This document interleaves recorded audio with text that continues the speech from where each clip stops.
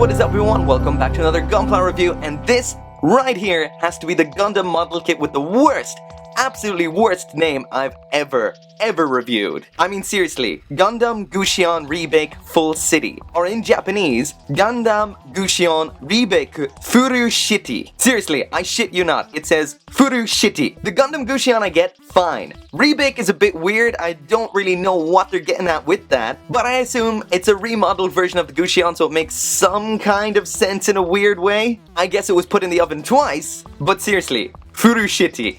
Even in English it doesn't make any sense with full city, but full shitty? Not only is it a mouthful, but it's a bad mouthful. But anyway, let's check it out.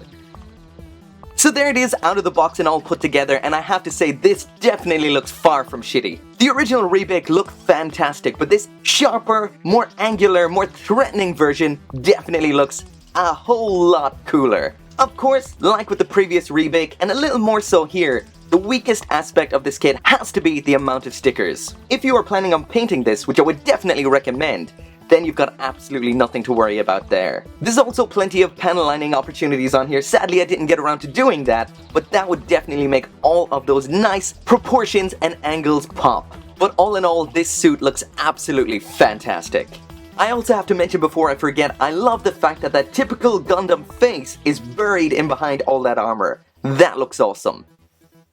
There it is side by side with the standard version of the Rebake, and definitely this less rounded, more angular, bulky, stocky look looks so much better to me. The original Rebake was cool, but this one has definitely improved upon it. I also prefer the color scheme, a little bit more white and a lot less creamer in the coffee.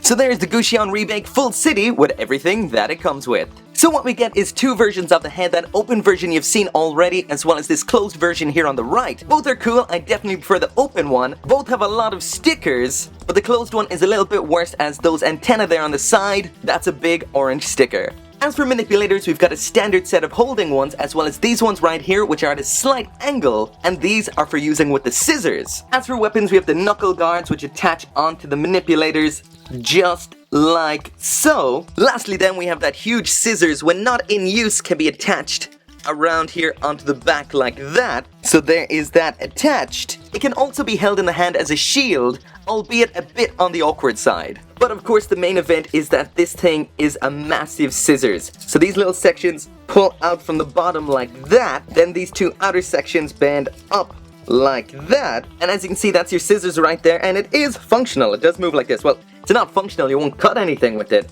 but it does move, so that's cool. So there's the Rebake Full City ready to cut some giant hedges, and I have to say, I don't remember the last time I've seen a Gundam weapon that is just outright hilarious and fun. This is awesome. As for the articulation, everything here is pretty much as good as you'd hope it would be. The only things I'd worried about initially would be the bend in the legs here. So as you can see, absolutely no problems with that. They can move up quite well to the front. The arms are also heavily armored, so I thought they might be a bit restricted, which they are. That's about all you're going to get out of that, but it's not much of a problem. The rest is pretty much what you would expect from an IBO kit. These are awesome for a lot of reasons, and articulation is definitely one of them. One of the major perks of having a full inner frame. But I guess the most interesting aspect about this and the original Rebake are the extra arms up here, so let's check those out. So just like before, these are attached onto the backpack there, and there's a whole lot of articulation going on here. We've got side to side there, a little bit blocked there, up and down, a lot upwards there. These right here look like they would make really awesome legs for some kind of like custom insect Gunpla. That would be pretty cool. These upper flap sections can move up and down,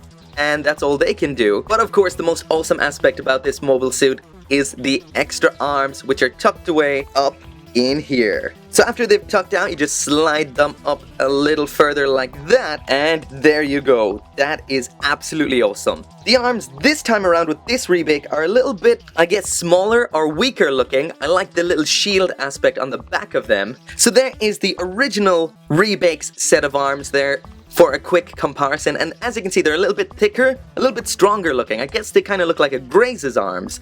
These ones over here look a little bit narrower, and I think that is kind of better. They definitely look like they are a supplementary pair of arms, not a main pair of arms, and they look cool. So that is it for the review, and what can I say, this is another awesome IBO kit, definitely, without a doubt. Which Rebake do I prefer, this one or the other one? Well, hands down it has to be this one. The other one's pretty cool, but this one just looks so tough in comparison. I love the older version definitely, but I prefer this one right here. Essentially, I've nothing but good things to say about this. It's an awesome kit. The weakest aspect probably has to be the stickers, but if you're gonna paint it, that's definitely the best option. But hey, that's always the case. One thing I do feel is a little bit of a disappointment and a missed opportunity is changing the color scheme from the last version of the Rebake. That means you can't really swap out the parts like you could with the two versions of the Chimaras. It's not the worst thing ever, but like I said, it's just a missed opportunity. But basically, all I can say is if you're considering grabbing this guy, then definitely do. It's so good. It's worth it for the scissors alone. Anyway, as always, thank you very much for watching, and make sure to come back for more Gunpla reviews. See you next time.